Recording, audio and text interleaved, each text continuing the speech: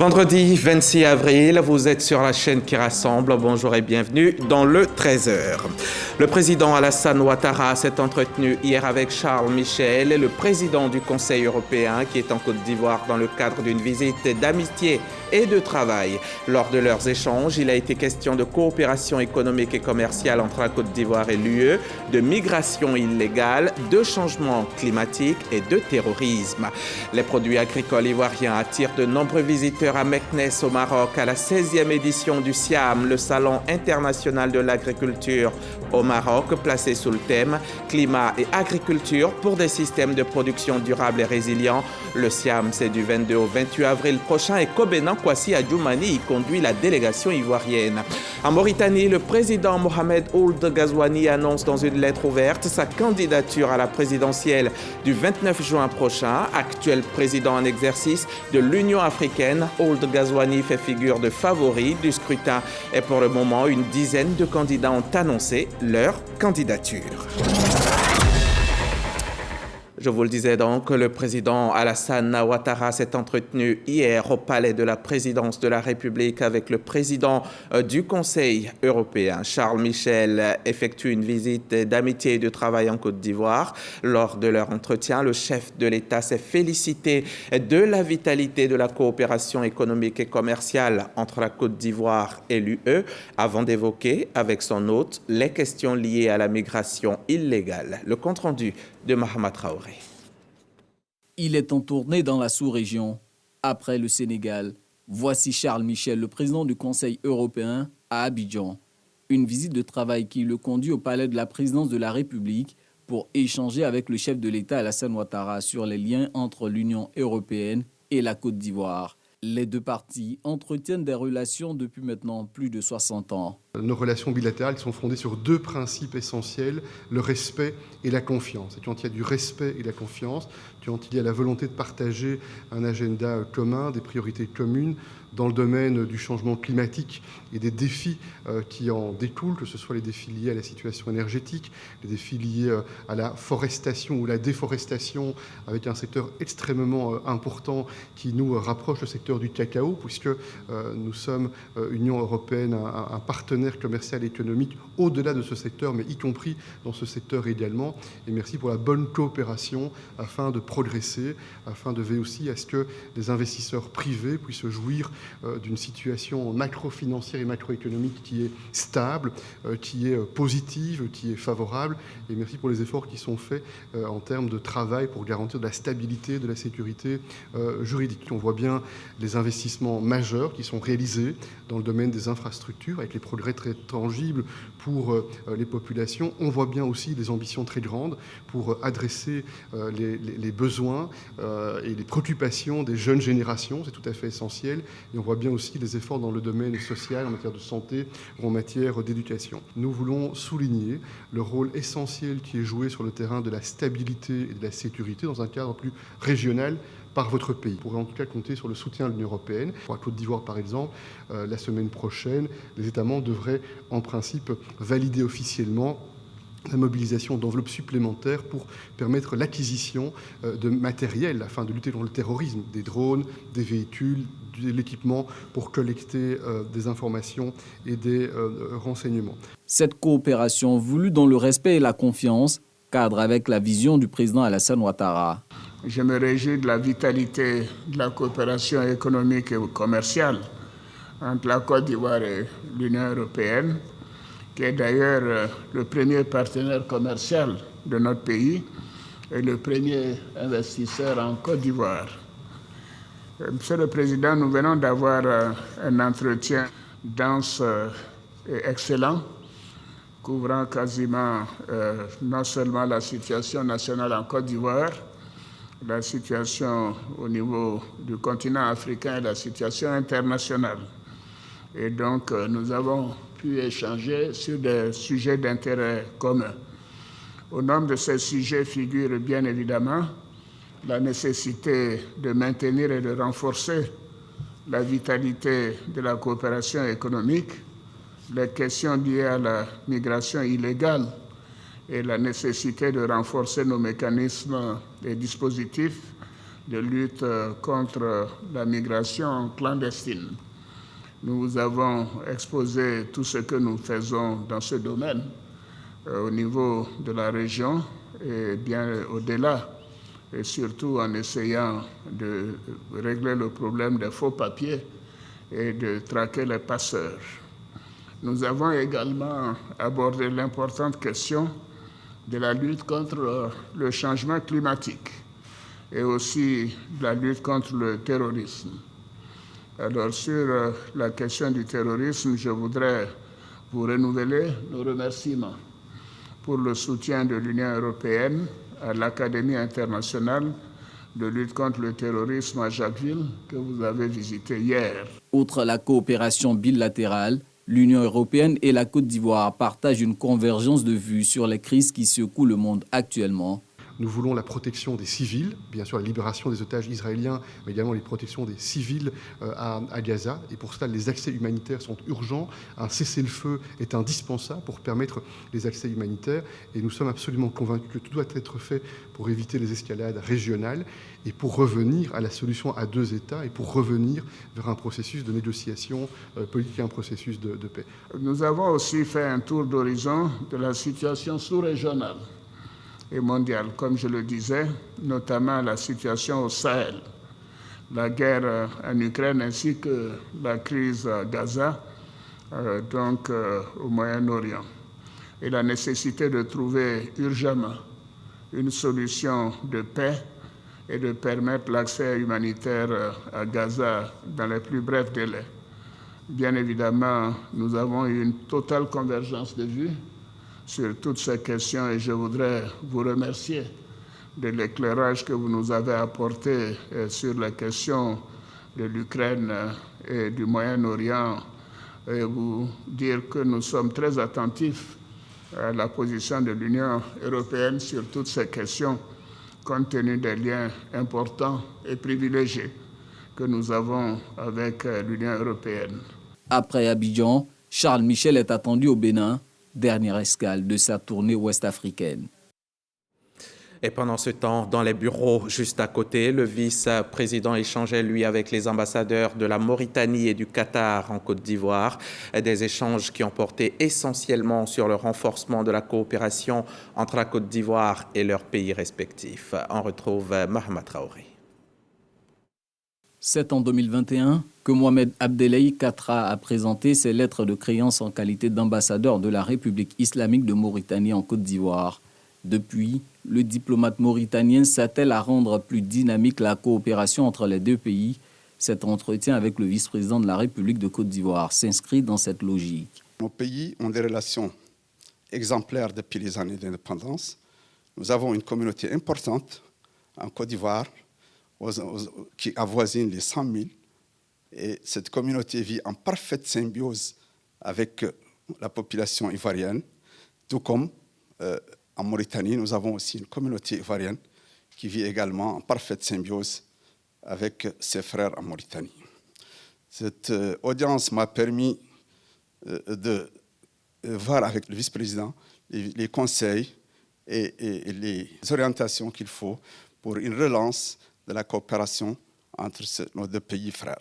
Renforcement de la coopération, il en a également été question entre Timokome Ilie-Kone et l'ambassadeur du Qatar en Côte d'Ivoire, Moubarak Hussein Al-Mari. En poste depuis décembre 2023, le diplomate qatari est venu assurer le vice-président de la République de la volonté de son pays à intensifier les échanges avec la Côte d'Ivoire. Preuve d'amitié et de solidarité, en janvier dernier, le Qatar avait offert des dizaines de véhicules à la Côte d'Ivoire en guise de soutien pour l'organisation de la Coupe d'Afrique des Nations de football, édition 2023. Reportage Mahama Traoré et Ambroise Asséman. On va quitter le palais de la présidence de la République, direction Meknes au Maroc, où se tient depuis 48 heures le SIAM, le Salon international de l'agriculture au Maroc, édition 2023. Et c'est naturellement que la Côte d'Ivoire y est représentée, elle qui ne manque aucune opportunité pour présenter ses produits agricoles, des produits qui, vous allez le voir, attirent toujours du monde. Depuis Meknes, les précisions de Dongui Dongui et Barnabé Conan. Exposition des dernières innovations et inventions dans le domaine agricole à la 16e édition du Salon international de l'agriculture du Maroc, Siam. La Côte d'Ivoire est encore une fois ce rendez-vous international d'échange, de partage d'expériences et d'expertise. Nous allons pouvoir rencontrer nos partenaires au développement dans le domaine agricole. Si possible, rencontrer M. le Premier ministre et mon collègue ministre de l'Agriculture du Maroc pour parler de nos projets communs. L'objectif, il est de taille. Nous avons toujours participé au salon de l'agriculture de Meknes, donc du Maroc. Et chaque fois quand nous arrivons, nous apprenons quelque chose de nouveau. La participation de la Côte d'Ivoire au Siam a déjà permis au pays de s'enrichir de l'expérience marocaine. Nous-mêmes, quand nous étions au ministère des Ressources animales et halieutiques, nous avons pu bénéficier de grands projets agricoles dans le domaine des ressources halieutiques avec la construction de 2 débarcadères pour notre pays. Il en est de même également du soutien du Maroc dans d'autres domaines d'activité. La 16e édition du Salon international de l'agriculture du Maroc au Siam s'étend sur 12 hectares, 70 pays participants et plus d'1 million de visiteurs attendus. En rentrant en Côte d'Ivoire, les énergies renouvelables ou encore énergies vertes proviennent de sources d'énergie dont le renouvellement naturel est assez rapide pour qu'elles puissent être considérées comme inépuisables à l'échelle du temps humain. La Conférence générale des entreprises de Côte d'Ivoire, la CGC, milite fortement pour ces énergies propres et elle vient pour cela de conclure un partenariat avec l'Institut mondial pour la croissance verte. Les précisions de Jean-Jacques Kwameala. Le document qui officialise ce partenariat a été signé par les représentants de la Confédération générale des entreprises de Côte d'Ivoire, CGC, et de l'Institut mondial de la croissance verte. Les 2 parties décident de travailler ensemble sur les questions de climat, d'environnement et d'énergie renouvelable.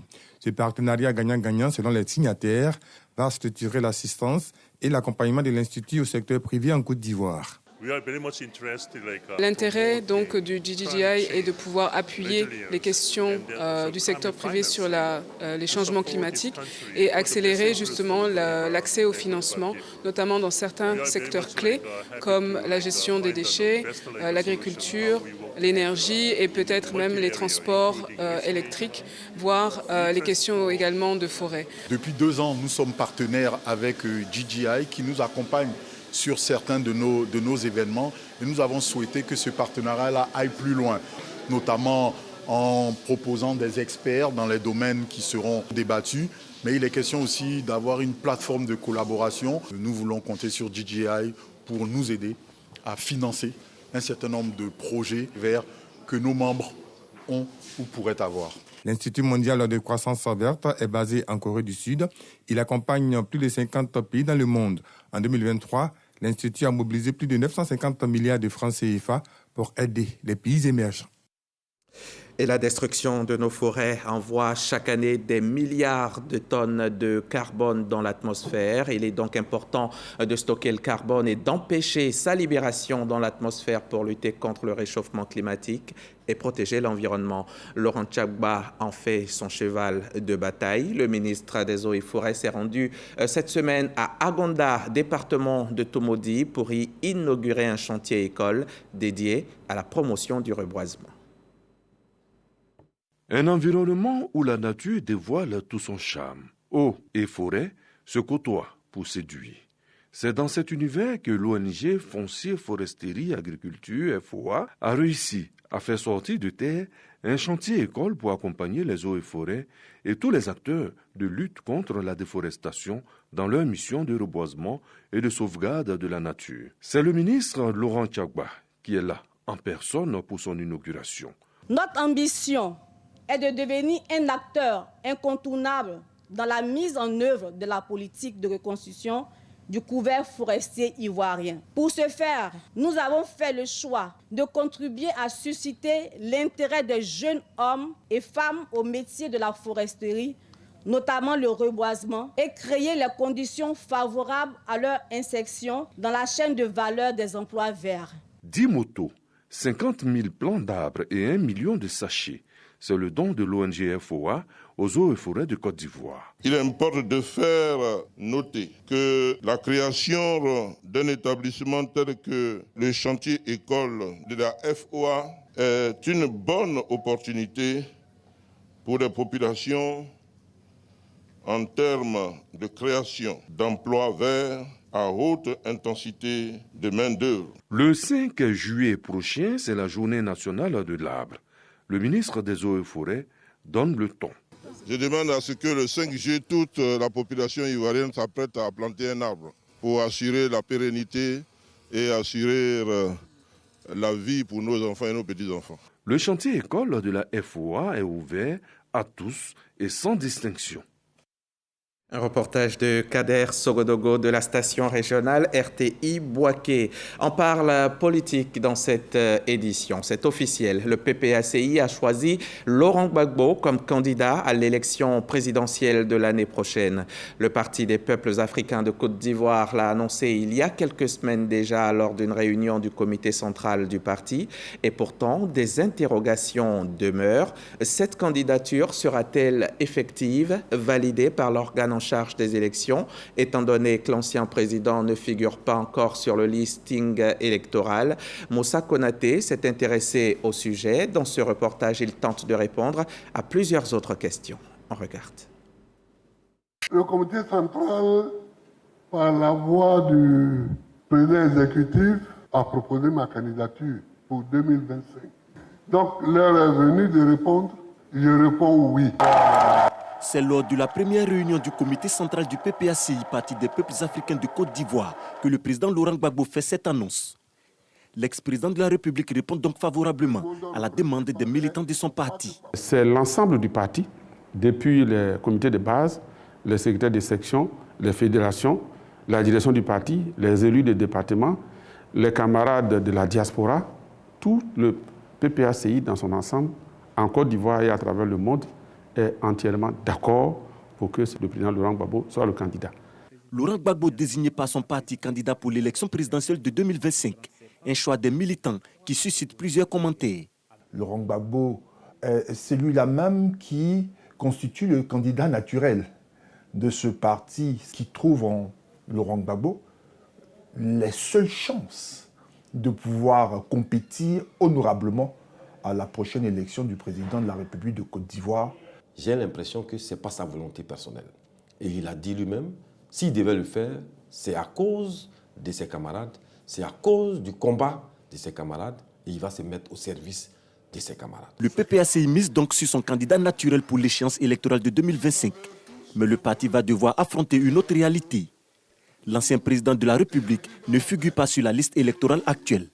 Il se trouve que Laurent Gbagbo connaît un handicap. C'est que Laurent Gbagbo, frappé d'une condamnation de 20 ans de prison, se voit donc être radié de la liste électorale parce que même la grâce présidentielle ne suit pas ou n'ôte pas la responsabilité pénale de celui-ci.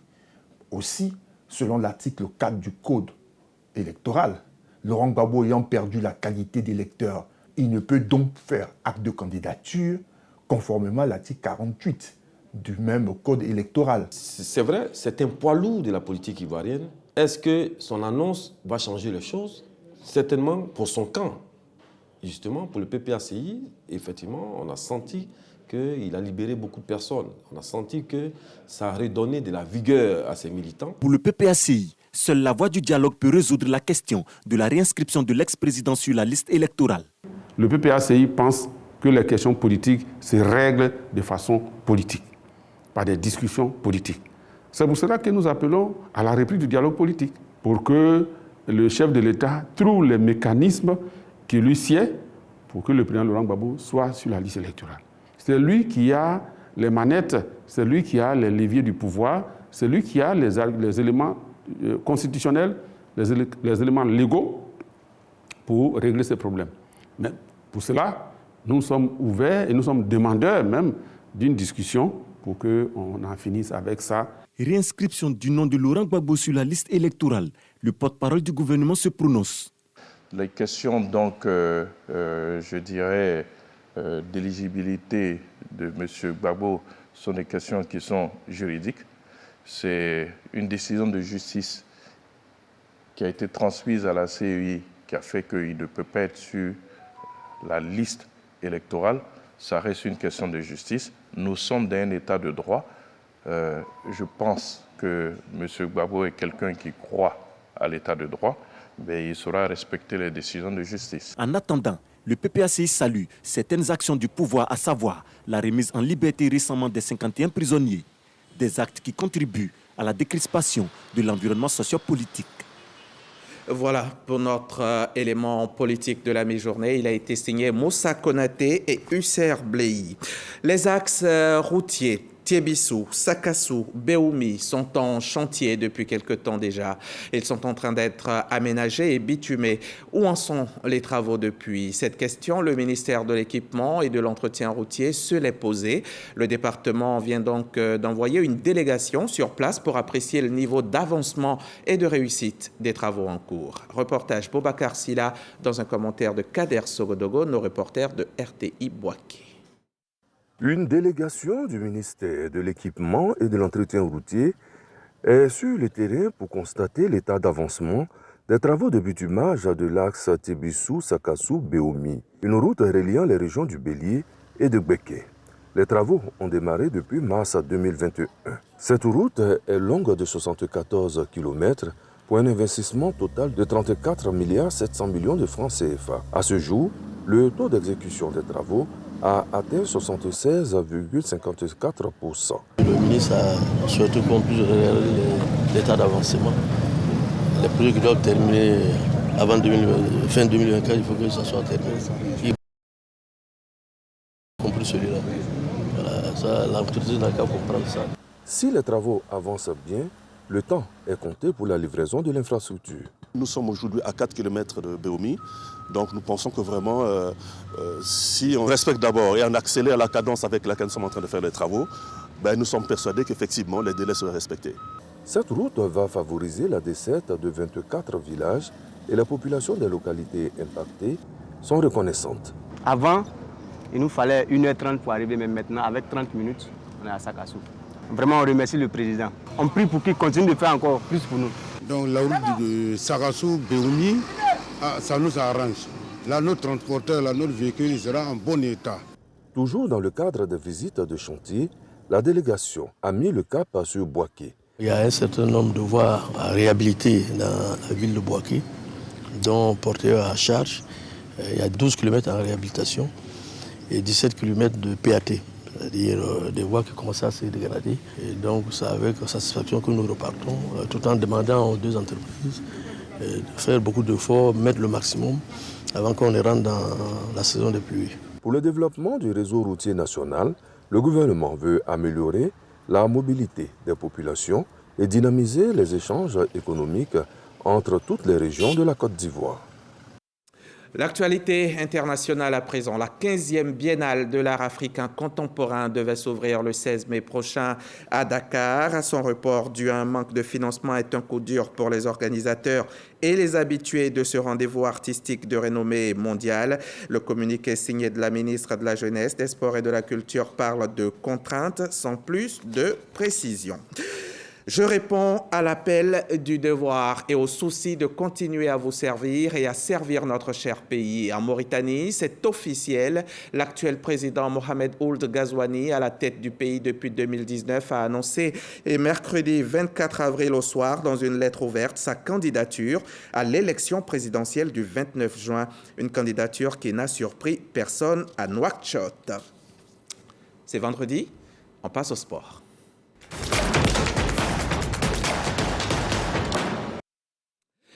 Samuel Metch est avec nous. Bonjour Samuel. Bonjour Hamza. Alors, qu'est-ce qu'on doit retenir aujourd'hui, sportivement parlant? Sportivement parlant, retenir le passage de la Côte d'Ivoire quand même au niveau du championnat d'Afrique des clubs vainqueurs de coupe.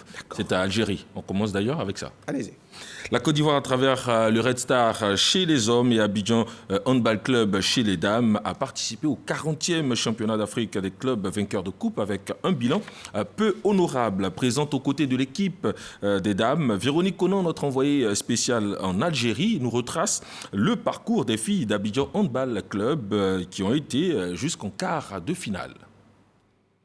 Logée dans la poule B, la jeune équipe de Abidjan Handball Club était aux prises dans les matchs de poule face à l'AS Auto du Congo-Brazzaville, de Petro Luanda d'Angola et du FC Bourmédez.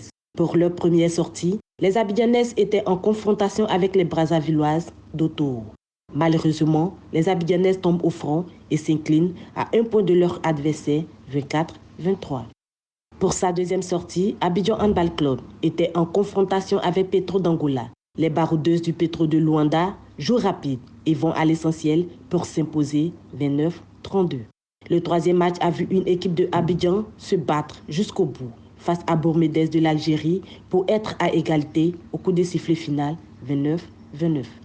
Meilleur troisième de sa poule, Abidjan s'est battu pour espérer une place en demi-finale face à Al Ahly d'Égypte. Le score est lourd, 28-16.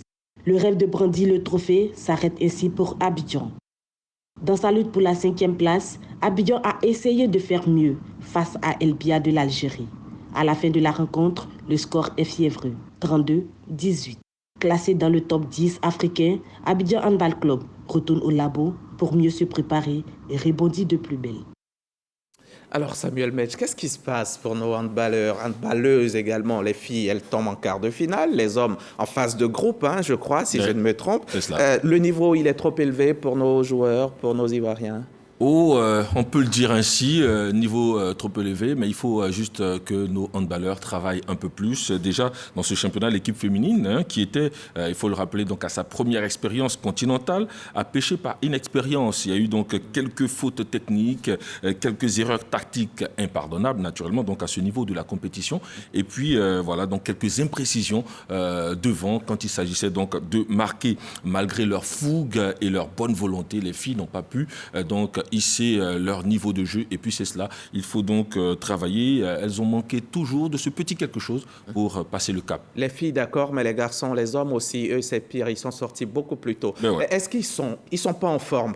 Ils sont en forme, ils sont pas en forme? La forme, c'est vrai, la technicité peut manquer, mais la forme. La forme aussi a joué pour beaucoup, parce qu'il faut le savoir, le niveau de notre championnat n'est pas aussi relevé, et donc forcément, quand on n'a pas des sparring partners assez importants avec lesquels donc on peut facilement se préparer et donner du relief donc à son jeu, ça donne une participation très moyenne donc en championnat d'Afrique. Une mauvaise gestion des matchs pour ce qui concerne donc les hommes, c'est ce qui s'est passé.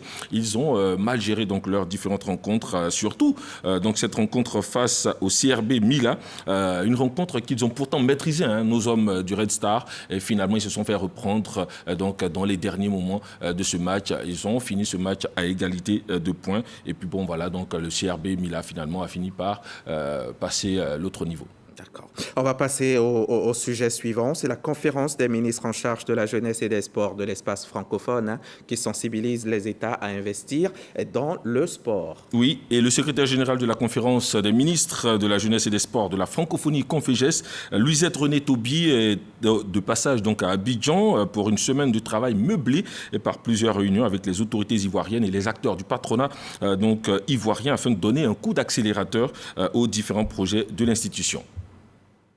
Des plaidoyers en vue d'une plus grande implication des politiques dans le financement du sport, une initiative du secrétaire général de la Confégès. C'est le sens de sa visite en Côte d'Ivoire, où elle a échangé avec plusieurs autorités ivoiriennes. Aujourd'hui, il faut réfléchir à comment adapter les services et les accompagnements que nous proposons aux États et gouvernements membres à la réalité géopolitique actuelle et aux besoins des jeunes. Je souhaiterais, et c'est vraiment un cri de cœur que je lance aux décideurs politiques, de faire du sport la première roue de la charrette.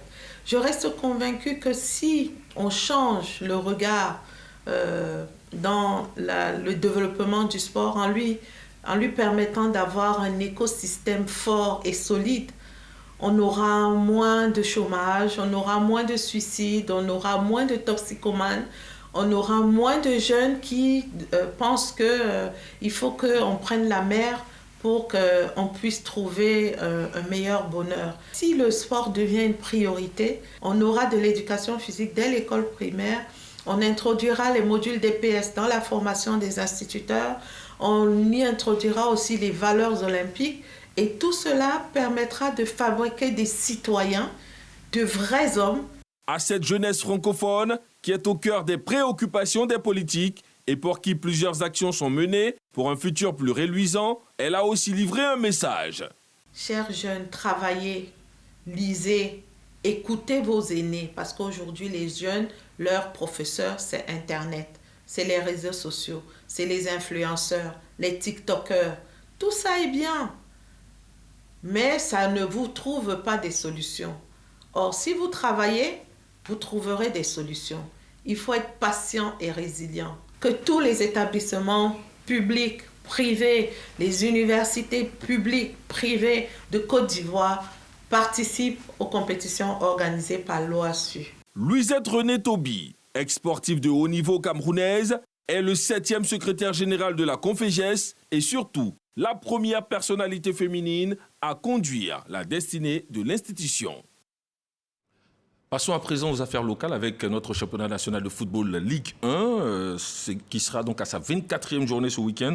On verra ce week-end si le Stila, qui respire la grande forme en ce moment, donc, et 5e donc, de notre championnat, aura les arguments pour faire chuter donc, le leader actuel San Pedro. Actuellement également 3e de notre championnat, le club jaune et noir a encore grillé une de ses cartes en faisant match nul avec le CO Kourgo 0-0. C'était donc un match en retard comptant pour la 22e journée. L'ASEC est en souffrance cette saison, surtout dans son secteur offensif. Et on espère que l'ASEC aura des arguments également donc, pour naturellement monter dans le classement. Pour cette 24e journée, nous aurons donc l'ASEC face à la SOA au stade de Boaké à 15h30. Et puis au Champrou, on aura en direct donc, ces matchs sur RTI 1. Le samedi à 17h45, le stade face à Boaké FC. Et puis dimanche à 15h30, Sol FC face à CO Kourgo. On assistera également au choc pour le maintien entre Gagnois et l'Asie dans le bas du tableau. Voici pour l'essentiel. Merci Samuel Metch. Merci. Merci beaucoup et à vendredi très certainement. Merci à vous aussi chers téléspectateurs. On va se retrouver la semaine prochaine, toujours avec le même plaisir.